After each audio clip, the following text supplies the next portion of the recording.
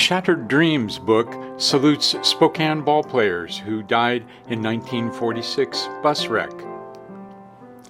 Knee-deep in ferns and brambles, clambering over bumpy ground between spindly alders above Denny Creek Road near Snoqualmie Pass, I am following Eric Vickrey.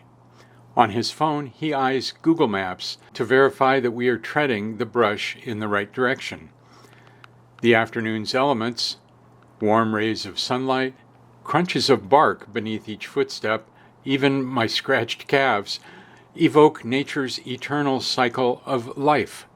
Yet we are on a search for death.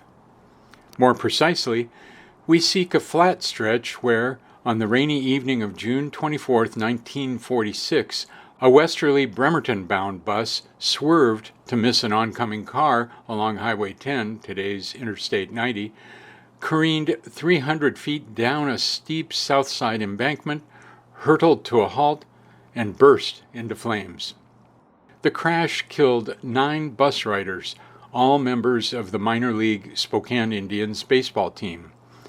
Based on a news report pinning the calamity 2.9 miles west of the pass, we find a place as likely as any for where the bus landed and burned.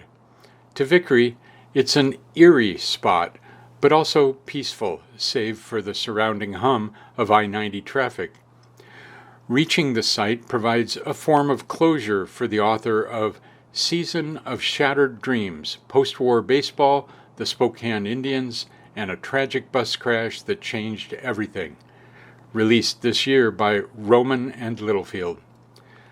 The topic first hit book form in 2007 with the spiritually fictional Until the End of the Ninth by Beth Bollinger, Rooftop Publishing, but Vickrey, a physician assistant at Fred Hutchinson Cancer Center who splits time between West Seattle and Port Townsend, took a wholly factual approach, exploring not only the wreck but also the victims' stories and the long-term effects on survivors and families. The deceased ranged in age from 18 to 31. Some were talented diamond prospects. Most had served and just completed World War II.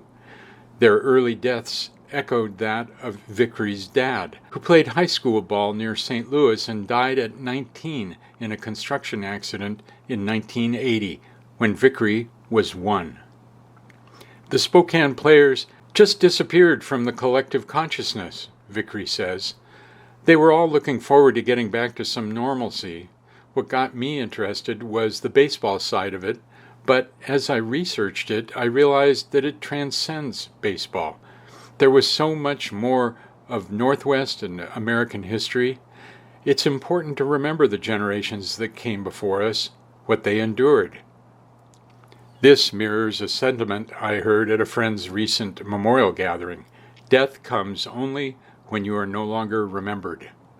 For a little-known baseball team, Vickrey has forged a verdant, venerable legacy.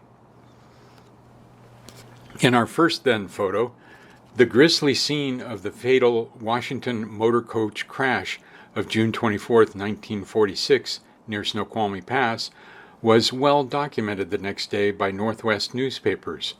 7 riders died that night and 2 later.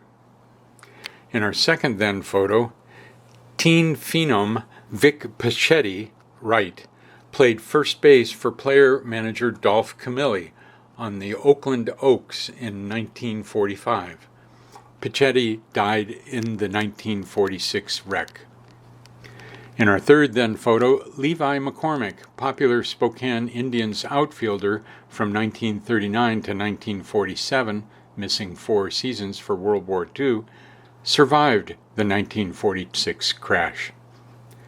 In our fourth then photo, the Spokane Indians honored bus wreck victims July 8, 1946, as shown on this program cover. In our fifth then photo, a Spokane Indians game ticket from 1946.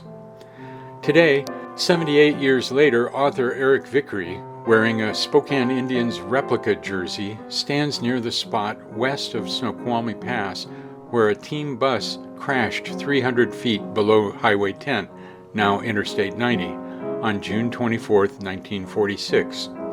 Over the clearing above him is westbound I-90. Vickrey's book on the tragedy is his second. His Runnin' Redbirds, the world champion 1982 St. Louis Cardinals, was published in 2023. Also today, the cover of Eric Vickrey's Season of Shattered Dreams.